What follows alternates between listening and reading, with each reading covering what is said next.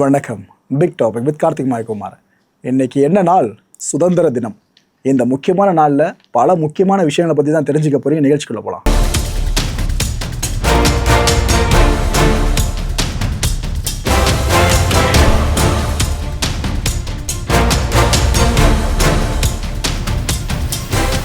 எண்பதாம் ஆண்டு சுதந்திர தின விழாவை இன்னைக்கு நாம கோலாகலமாக கொண்டாடிக்கிட்டு இருக்கோமா இந்தியா முழுக்க. இந்த கொண்டாட்ட நேரத்தில் பல பேருக்குமே மகாத்மா காந்தி எந்த அளவுக்கு ஒரு பெரிய உன்னதமான தேசப்பிதாவாக இருந்திருக்காரு. அவர் இல்லைன்னா சுதந்திரம் நினச்சி பார்க்க முடியுமான்னு அந்த அளவுக்கு நம்ம எமோட் ஆகலாம். அந்த உணர்ச்சியை கொஞ்சம் கண்ட்ரோல் பண்ணிட்டு மகாத்மா காந்தியோட நினைக்கிற அதே நேரம் பகத்சிங் அவர்களையும் சுபாஷ் சந்திர போஸ் அவர்களையும் கொஞ்சம் நினைங்க. ஒருத்தர் சார்ந்து மட்டும் சொல்லலை, இது போல் போராடினாங்களே எல்லாருமே இந்த நல்ல நாளில் நினச்சிக்கங்கன்னு சொல்கிறேன். சுதந்திரத்தை பற்றி இப்போ வாய்கிட்டே பேசுகிறோம்ல, இவங்களே இல்லைன்னா சுதந்திரம் எட்டாக்கனியாக மட்டும்தான் இருந்திருக்க முடியும். இந்திய விடுதலைக்கான விதை இருக்குல்ல, இதை தூவுனது வேற எந்த மாநிலமாக இருக்க முடியும்னு நினைக்கிறீங்க? தமிழ்நாடு தான். ப்ரோ எதுக்கேத்தால தமிழ்நாடு போ ப்ரோ, சுதந்திரத்துக்கு எதுக்கு என்ன சம்மந்தம்னு சில பேர் கேட்கலாம். ஆக்சுவலாக இதுக்கப்புறம் நான் சில பெயர்களை சொல்கிறேன். அந்த பெயர்களில் இருக்கவங்க இந்த வீடியோ பார்த்துட்டு இருந்தீங்கன்னா சந்தோஷம், கமெண்ட் செக்ஷனில் சொல்லுங்கள், எல்லாரும் சந்தோஷப்படுவோம். ஆக்சுவலாக இந்த சுதந்திர நாளில் இவங்களையும் நாம் நினைவில் கொண்டே தீரணும். ஏன்னா சுதந்திரம் கிடைக்குதுன்ற அந்த டைமில் இருந்தவங்க மட்டும் அவங்க ஞாபகத்தை வச்சுட்டு இருக்கோம்ல, அப்போ அதுக்கு முன்னாடி இருந்தவங்க இதில் குறிப்பிட்டு சொல்லணும்னா மன்னர் அழகு முத்துக்கோன். ஆக்சுவலாக நான் ஒவ்வொருத்தர் பேராக சொல்கிறேன், நீங்கள் டைம் இருந்தால் ஜஸ்ட்டு கூகுள் பண்ணி பாருங்கள் அவங்க பேரை, அவங்கள பற்றின ஸ்டோரிஸ் வரும். கூஸ்பம் கேரண்டி உங்களுக்கு. யார் யாரை பற்றியோ படித்து தெரிஞ்சுக்கிறோம். இங்கேருந்து போன விதையை தூணாங்க பார்த்தீங்களா, அவங்கள பற்றி படித்து தெரிஞ்சுப்போம். பூலித்தேவன், மருதநாயகம், வெண்ணிக்காலாடி, முத்துவடுகநாதர், முத்துராமலிங்க, விஜய ரகுநாத சேதுபதி, வேலுநாச்சியார், தீரன் சின்னமலை, வீரபாண்டிய கட்டபொம்மன், ஊமைத்துறை, எங்கேயோ ஸ்கூலில் படித்த மாதிரி இருக்குல்ல, வீரன் சுதந்திரலிங்கம், மருதுபாண்டியர், அஞ்சலையம்மாள். ஆக்சுவலாக டிவிக்கேன்ற பார்ட்டி வரலன்னா இந்த அம்மா பற்றி பல பேருக்கு தெரிஞ்சிருக்காதுன்னு நினைக்கிறேன். அதெல்லாம் இல்லை எனக்கு தெரியும்னு சொன்னீங்கன்னா ரியாலிட்டி பேசுகிற அவ்வளோதான். நிறைய பேர் தெரிஞ்சிருக்கோம். பட் அந்த கட்சியோட கொள்கை தலைவர்கள்ன்ற மாதிரி சில விஷயங்கள் அனௌன்ஸ் பண்ணும்போது இவங்க பேர் ரொம்ப பெருசாக பிரபலமாச்சு. பிரபலமான நபர்கள் ஒரு விஷயத்த பண்ணும்போது அது இன்னும் பிரபலமாகல அப்படியாச்சு. ஆனால் இது கொஞ்சம் நம்ம கவலைக்குரிய விஷயம்தான். ஒரு கட்சி வரும்போது அதோட கொள்கைன்னு வரும்போது அதில் இருக்க தலைவர்கள்னு சொல்லும் போது நம்மளுக்கு தெரியுதுனாக்கா அந்தளவுக்கு நாம் வரலாறு சார்ந்து மழுங்கடிக்கப்பட்டிருக்கல அறிவு. ஓகே. முத்துராமலிங்க தேவர், வாஞ்சிநாதன், ஜீவானந்தம், இமானுவேல் சேகரன், செண்பகராமன் பிள்ளை, திருப்பூர் குமரன், காயிதே மில்லத் முகமது இஸ்மாயில், கக்கன், பாரதியார், ஓமந்தூர் ராமசாமி, திருவிக்கா, மு பக்தவச்சலம், சுப்பிரமணிய சிவா, சிங்காரவேலர், காமராஜர், அவரை மறக்க முடியுமா? வாவு சிதம்பரனார், கேப்டன் லட்சுமி ஷாகல், ராஜாஜி, என் சங்கரையா, வாவேசு, ஆர் நல்லக்கண் ஐயா அவர்கள். ஆக்சுவலாக ஆர் நல்லக்கண் ஐயா அவர்களும் சுதந்திர போராட்ட வீரர் தான். அதே பல பேருக்கு தெரிஞ்சிருக்காருன்னு நினைக்கிறேன். ஏன்னா அவர் ஒரு நல்ல கம்யூனிஸ்ட தோழராக உங்களுக்கு தெரியும், ஒரு சிறந்த காம்ரேடா. ஆனால் சுதந்திர வேட்கையில் ஈடுபட்டவங்கள ஐயாவும் ரொம்ப ரொம்ப முக்கியமானவர். இது வரைக்கும் நான் சொன்ன பெயர்கள் இருக்குல்ல, இதுவே ஒரு கடலில் இருக்க துளி மாதிரி தான். இன்னும் பல பேர் இருக்காங்க இந்த பட்டியலில். அவங்கள பற்றிலாம் உங்கள்கிட்ட பேசுகிறதா இருந்தால் ஒவ்வொருத்தரை பற்றியுமே 100 எபிசோட்ஸ் போடலாம் மக்களே. அவ்வளோ விஷயங்கள் பண்ணியிருக்காங்க விடுதலை வேட்கையை தூண்டுறதுக்காக. ரைட்டு. இந்தியா தீயில் விழுந்து எழுந்த தேசம், அதில் மாற்று கருத்து இல்லைல்ல. எந்த அளவுக்கு நம்ம தீயில விழுந்து எழுந்திருக்கோம், நம்ம கடந்து வந்த பாதைகள் இருக்குல்ல இந்த சுதந்திர நாளை நம்ம பெறத்துக்கு, அந்த விஷயத்தை நீங்கள் இந்த நாளில் தெரிஞ்சுக்கிட்டீங்கன்னா கரெக்டாக இருக்கும். இதை விட ஆப்டான ஒரு நாள் இருக்காதுன்னு நினைக்கிறேன். அந்த தொகுப்பை பாருங்களேன். இங்கே உள்ள வணிகம் பண்ணுறேன்னு சொல்லிட்டு உள்ள வந்து நம்மளை ஃபுல்லாக போட்டு வச்சு செஞ்சுட்டு போனாங்க பாருங்க பிரிட்டிஷ்காரங்க. $75 ட்ரில்லியன் வேர்த்துக்கு தான் அவங்க முழுக்க இந்தியாவிலேருந்து சுரண்டிட்டு போயிருக்காங்க. ஓப்பனாக சொல்றதா இருந்தால் கொள்ளை அடிச்சுட்டு போயிருக்காங்க. அவ்வளோ வளம் இங்கேருந்து எடுத்துகிட்டு போயிருக்காங்க. 1947 இந்தியாவோட பெர் கேபிட்டா இன்கம் இருக்குது பார்த்தீங்களா, அதாவது தனிநபர் வருமானம்னு சொல்லுவோம். அது எவ்வளோ தரமாக இருந்துச்சு? ஒரு நபர் $230 சம்பாதிச்சிட்டு இருந்தாருங்க. இது அமெரிக்கன் டாலர் எடுத்துக்கிட்டீங்கன்னா $2.89 வந்து நிற்குது. வறுமை பட்டினியால் அந்த சுதந்திர இந்தியா அவ்வளோ கஷ்டப்பட்டு இருந்துச்சு. இந்த அளவு செதஞ்சிட்டு இருந்த இந்தியாவில் இதுக்கப்புறம் எதுவுமே நடக்காதுன்னு பிரிட்டிஷ் அரசு மட்டும் கிடையாதுங்க, மேற்குலக நாடுகள் எல்லாமே அப்படிதான் நினச்சிக்கிட்டு இருந்துச்சு. அவ்வளோதான், இந்தியாவோட கதை முடிஞ்சு போயிடுச்சுன்னு சொல்லிட்டு இதுக்கப்புறம் தான் இந்தியா தன்னிச்சையாக எழ ஆரம்பிச்சுது. சரி, இங்கேருந்து போனதெல்லாம் போட்டோம், இதுக்கப்புறம் இருக்கிறத வச்சு நாங்கள் மேலே வரோம்னு சொல்லிட்டு தொழில்துறையை வலுவாக்குறதுக்காக 3 முக்கியமான புரட்சிகள் இங்கே கொண்டு வரப்படுது. அதில் ஒன்று பார்த்தீங்கன்னா பசுமை புரட்சி 1960. உணவு தானிய உற்பத்தி இந்தியாவில் பெருகுச்சு. 2வது புரட்சி வெண்மை புரட்சி 1970. உலகத்தோட மிகப்பெரிய பால் வளர்ச்சி திட்டம் இந்தியாவில் அறிமுகப்படுத்தப்படுது. அது வெற்றியும் பெறுது. இப்போ வரைக்கும் உலகத்துக்கு தேவையான பால் பொருட்களை அதிகமாக கொடுத்துக்கிட்டு இருக்க நாடு எது நினைக்கிறீங்க? எக்ஸ்போர்ட்டில் நம்ம இந்தியா தான். நீல புரட்சிங்க அல்டிமேட்டா. இந்த கடல் பொருட்கள் இருக்குல்ல, இந்த உற்பத்தியில் விஸ்வரூபம் எடுக்கிறது நம்ம இந்தியா. குளோபல் ஜிடிபியில் இந்தியாவோட பங்களிப்பு மட்டுமே எடுத்துக்கிட்டிங்கன்னா 3.28%. ஒரு பக்கம் பொருளாதாரத்தில் வீழ்ந்து எழுந்துட்டோம், இன்னொரு பக்கம் போர் சார்ந்த தலைவலிகளையும் இந்தியா ஃபேஸ் பண்ணியிருக்கு. அதுவும் சாதாரண போர்லாலங்க, எல்லாமே அல்டிமேட்டு. அதில் குறிப்பாக சொல்லணும்னு பார்த்தீங்கன்னா 1948 இந்த காஷ்மீருக்குள்ள பாகிஸ்தான் தீவிரவாதிகள் ஊடுருவ ஆரம்பித்தாங்க. ராணுவமாக சேர்ந்து தான் கேட்டா சப்பக்கட்டு கட்டினாங்க ஒன்றுமேனு. அது லிட்டரலாக ஒரு போர் மாதிரி தான் பார்க்கப்பட்டுச்சு. 1962 இந்தோ சைனா போர், இது யாருமே மறந்துருக்க மாட்டோம். 1999 கார்கில் போர். நாம் இப்போ வரைக்கும் இந்திய வீரர்கள் வீரத்தில் எந்த அளவுக்கு பெரியவங்க அப்படின்றத நினச்சி சிலாகிக்கிறோம்ல.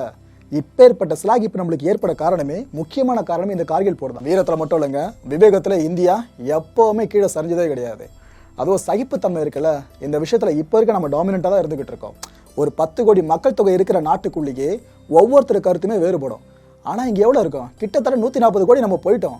ஆனால் இங்கே அவ்வளோ கருத்துக்கள் முளைச்சிருந்தாலும் நாம் வேறுபடலை, சகிப்புத்தன்மை எப்போ இருக்க தூக்கி பிடிச்சிக்கிட்டு இருக்கோம். இதில் உதாரணத்துக்கு ஒரு விஷயத்தையே உங்களுக்கு மேற்கொள்ளிட்டு சொல்லலாம். ஒவ்வொரு இந்தியர்களும் கண்டிப்பாக தெரிஞ்சிக்க வேண்டிய ஒரு விஷயம், நீங்கள் பெருமிதப்பட வேண்டிய ஒரு விஷயம். ஸ்க்ரீனில் தெரிகிறார்ல, அவர் வேற யாரும் இல்லை, இந்த யூகேவோட former prime minister Winston Churchill. பள்ளி பாட புத்தகத்தில் படிச்சிருப்பீங்க இவரை பற்றிலாம். அப்பேற்பட்ட நபர் தான் இப்போ நீங்கள் ஸ்க்ரீனில் பார்த்துக்கிட்டு இருக்கீங்க. இவர் என்ன சொல்கிறாப்புல, ஒரு தடவை இந்தியாவில் சுயாட்சிக்கு வாய்ப்பே கிடையாது, அங்கே அவங்களே ஆள தெரியாதுங்க, அவங்களே ஆண்டாங்கன்னா சரியாக வராது அந்த நாடு. ஏன்னா அந்த நாட்டுக்குள்ளே 22 மொழிகள் இருக்குது, பேச்சு மொழிகள் அதுவே நூற்றுக்கணக்கில் போய்கிட்டு இருக்கு. பலதரப்பட்ட இனம், பலதரப்பட்ட மொழி, பலதரப்பட்ட பழக்க வழக்கம், பலதரப்பட்ட கடவுள்னு இவ்வளோ இருக்குது அந்த நாட்டுக்குள்ளே. நம்ம நாட்டிலாம் ஒரு விஷயத்தை ஃபாலோ பண்ணுறதுக்குள்ளே அவ்வளோ குழப்பம்.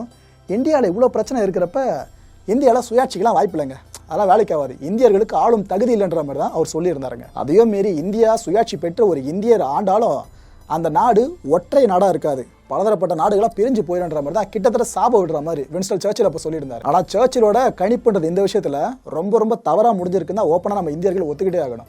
ஏன்னா இந்தியா இப்போ இருக்க ஒற்றை நாடாக தான் இருக்குது, எத்தனை நாடாக பிரிஞ்சது போகவே இல்லையே. இவர் சொன்ன காலகட்டத்தில் இருந்துச்சு வருங்க, பலதரப்பட்ட மொழிகள், பலதரப்பட்ட இனங்கள், பலதரப்பட்ட மதங்கள், பழக்க வழக்கங்கள்னு அது எல்லாம் இப்பயும் தான் இருந்துகிட்டு இருக்கு. ஆனால் இந்தியா உடையிலேயே. தீயில் விழுந்து வந்த தேசம்னு இந்தியாவை சொல்லுவாங்களா, அது காரணம் இதுதான். 1947 பொது சுகாதாரம் ஏற்படுத்துறதுல கடுமையான சவால். நாம் அப்போ தான் சுதந்திரம் பெற்றிருந்த டைமு. ஏன்னா உலக நாடுகளில் இந்த ஹெல்த் செக்டர் அப்படின்றது சூப்பராக இருந்துச்சு, மருத்துவ சேவை அவ்வளோ நல்லாயிருக்கும். ஆனால் இந்தியாவில் ரொம்ப ரொம்ப ரொம்ப ரொம்ப மோசமாக இருந்துச்சு. இந்தியர்களோட ஆயுட்கால எதிர்பார்ப்பு இருக்குல்லங்க, அது 32 ஆண்டுகளாக மட்டும் தாங்க இருந்துச்சு. அதாவது அவ்வளோ வருஷங்கள் வரைக்கும் தான் தான் வாழ்வுன்னு ஒவ்வொரு இந்தியனும் நினச்சிக்கிட்டு இருந்தான் அந்த சுதந்திர இந்தியாவில். இதுக்கு காரணம் பார்த்தீங்கன்னா மலேரியா பயங்கரமாக பரவி இருக்கு, காசநோய் இன்னொரு பக்கம் அதிவேகமாக பரவிக்கிட்டு இருக்கு. 1947 75 மில்லியன் இந்தியர்கள் மலேரியா நோயாளியாக இருந்தாங்க. நம்ப முடியுதா, 75 மில்லியன். அந்த டைமில் இந்தியாவோட ஒட்டுமொத்த மக்கள் தொகை எவ்வளோ தெரியுமா, வெறும் 330 மில்லியன் மட்டும்தான். அதில் இந்த 75 மில்லியன் மக்களுக்கு மலேரியா நோய்னா 23% இந்திய மக்கள் தொகையில் இந்த நோயால் பாதிக்கப்பட்டிருந்தாங்க. ஆனால் நம்ம இந்திய அரசு சும்மா சொல்லக்கூடாதுங்க, அதுக்கப்புறம் சுகாதாரத்துறையில் புரட்சியை கொண்டு வந்தாங்க. 1964 0.1 மில்லியனா இந்த மலேரியா நோயாளிகள் இருக்காங்கள, இவங்க எண்ணிக்கை அப்படியே குறைச்சாங்க. ஆரம்பிச்சது எங்க 75 மில்லியன், முடிஞ்சது எங்க 0.1 மில்லியன். இதுதான் சாதனை. 1977 இன்னொரு பெரிய சாதனை நாம படைச்சிருந்தோம். அதாவது சின்னம்மையை முழுமையாக ஒழிச்ச நாடாகவும் நம்ம இந்தியா மாறிச்சு. உலகத்தோட 200 பகுதிகளுக்குங்க 200 பகுதிகளுக்கு மருந்து பொருட்களை தயாரித்து ஏற்றுமதி பண்ணுற நாடு இந்தியா. சரி, நம்ம பூமிக்குள்ளேயே போட்டி போட்டுட்டு இருந்தால் எப்படி விண்வெளிக்கும் போகலான்னு சொல்லிட்டு அந்த டைமில் அமெரிக்காவுக்கு ரஷ்யாவுக்கு இடையில மிகப்பெரிய பனிப்போர் நிலவிட்டு இருந்துச்சு பாருங்க, விண்வெளி ஆய்வு சார்ந்த. இப்போ வரையும் நிலவிட்டு இருக்க மாற்றுக்கிறது கிடையாது. அந்த விண்வெளி ரேஸில் நம்ம இந்தியாவும் களமிறங்குச்சு. நமக்கு சுதந்திரம் கிடைச்சி 15 வருஷங்களுக்கு பிற்பாடு நம்ம இந்திய விஞ்ஞானிகளோட ஒரு முடிவு பண்ணுறாங்க, இது போல் நாம் எதுக்காக ஒரு ராக்கெட்டை விண்ணில் செலுத்தக்கூடாதுன்னு சொல்லிட்டு. ஏன்னா நம்மளுக்கு அது வரைக்கும் கனவா மட்டும் தான் இருந்துட்டு இருந்துச்சு, சாத்தியமாக்கவே முடியல. 1962 இன்கோஸ்பேர் அப்படின்ற அமைப்பு உருவாக்கப்படுதுங்க. அதாவது Indian national committee for space research அப்படின்னு சொல்லுவாங்க. இந்த அமைப்பின் ஊடாக இருந்துதான் 1963 அதாவது அடுத்த வருஷமே தும்பால இருந்து இந்தியாவோட முதல் ராக்கெட் விண்ணில் செலுத்தப்படுது. அதோட நம்ம எவ்வளோ கஷ்டப்பட்டு செலுத்தணும் தெரியுமா, சொன்னால் சத்தியமாக யாருமே நம்ப மாட்டீங்க. ஆனால் 100% அப்பட்டமான உண்மைங்க இந்த விஷயம். இந்த ராக்கெட்டோட உதிரி பாகங்கள்லாம் இருக்குல்ல, இது எல்லாத்தையும் சைக்கிள் கேரியர் இருக்கும் பாருங்க, அங்கே வச்சுக்கிட்டோம், மாட்டு வண்டியில் வச்சுக்கிட்டோம். நாம் அந்த குறிப்பிட்ட ராக்கெட் செலுத்தும் இடம் இருக்குல்ல, அங்கே போய்கிட்டு இருந்தோம். சைக்கிளில் வச்சு ராக்கெட் உதிரி பாகங்கள் மாட்டு வண்டியில் வச்சு. நம்ப முடியுதா, வேற எந்த நாடாலும் சாத்தியமாக்கி இருக்க முடியுமா? அதை மற்ற நாடுகளை எப்படி பண்ணியிருப்பாங்க பாருங்க, நாம எப்படி பண்ணியிருக்கோம் பாருங்க. ஆனால் நம்ம ஜெயிச்சிருக்கோம், அதுதான் பெரிய விஷயம். இப்போ ஏற்பட்ட நிலைமையில இருந்த நாம தான் இன்னைக்கு உலக நாடுகளே பார்த்து வியக்கிற அளவுக்கு, என்னப்பா இந்தியன்ஸ்லாம் பட்ஜெட்டில் ராக்கெட் லான்ச் பண்ணுறாங்க, நாம் இங்கே 2000 கோடி செலவு பண்ணுற ஒரு ப்ராஜெக்ட்டுக்கு அவங்க 200 கோடியிலே முடிச்சிடுறாங்க.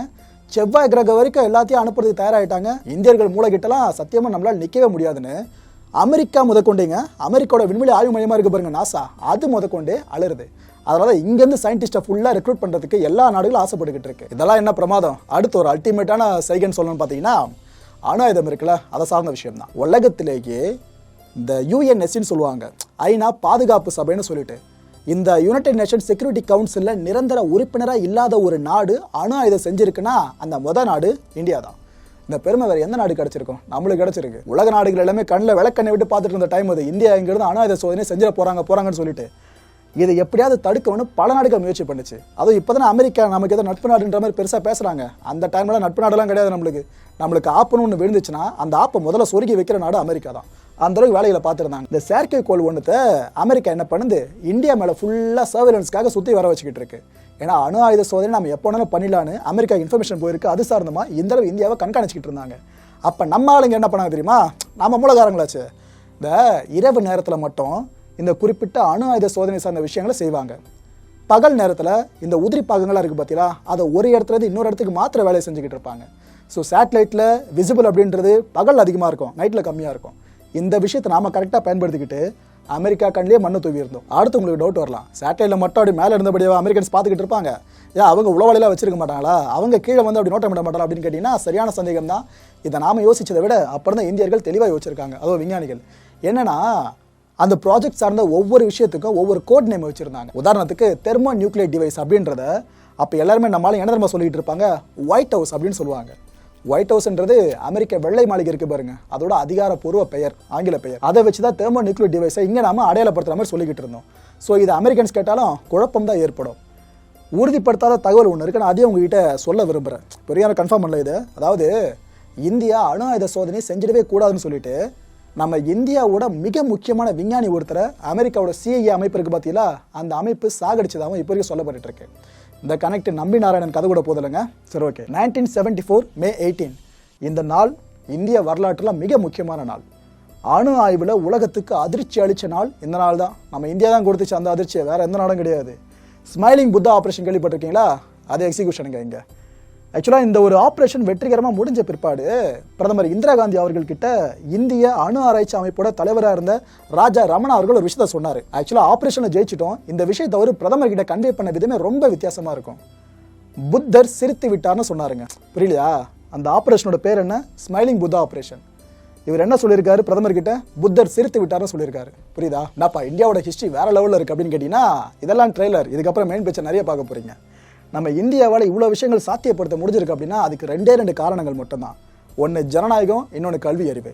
ஜனநாயகத்தை பற்றி நம்ம பேசணும் அப்படின்னா சுதந்திரம் பெற்ற முதல் நாளே இந்த வயது வந்தோர் வாக்களிக்கலாம் அப்படின்ற உரிமையை மக்களுக்கு கொடுத்தது நம்ம இந்தியா தான். இந்த விஷயத்தை அமெரிக்கா பண்ணுறதுக்கு எவ்வளோ நாள் தெரியுமாச்சு? 150 வருஷங்களாச்சு. பன்னாட்டு நிறுவனங்கள், பெரிய பெரிய நிறுவனங்களோட சிஇஓ, இந்த தலைமைத்துவ பொறுப்புகளை யார் அதிகமாக இருந்துகிட்டு இருக்கா? இந்தியன்ஸ். என்பார்ந்த இந்திய மக்களே, இந்த கான்டென்ட்டை பொறுத்தவரைக்கும் நம்மள எதிர்பார்க்க வேண்டியது ஒரே ஒரு விஷயம் தான். வேற என்ன? நம்மகிட்ட ஆட்டையை போட்டு போனாங்களே பிரிட்டிஷ்காரங்க, அந்த கோஹினூர் டைமண்டு, அதை எப்போ திரும்ப கொடுப்பாங்களோ இதைத்தான் எதிர்பார்த்துக்கிட்டு இருக்கோம். இது ஒன்றுத்த மட்டும் தான் ஆட்டையை போட்டாங்கன்னு நினைக்காதீங்க. கப்பலில் அவங்க கொண்டு போன பொருட்கள் ஏராளம். ஆனால் இந்த கோஹினூர் அதில் தனி ரகம். இதுக்கு தான் இது வரைக்கும் நாம் இதை எதிர்பார்த்துட்டு இருக்கோம், கொடுக்க மாட்டாங்களே. அனைவருக்கும் இனிய சுதந்திர தின நல்வாழ்த்துக்கள். அடுத்த நிகழ்ச்சியை சந்திக்கலாம். நன்றி, வணக்கம், ஜெய்ஹிந்த். வணக்கம். நம்ம மாயம் ஸ்டுடியோஸ் யூடியூப் சேனலில் ஒரு நாளைக்கு 5 வீடியோஸ் போஸ்ட் பண்ணிட்டு இருக்கோம்.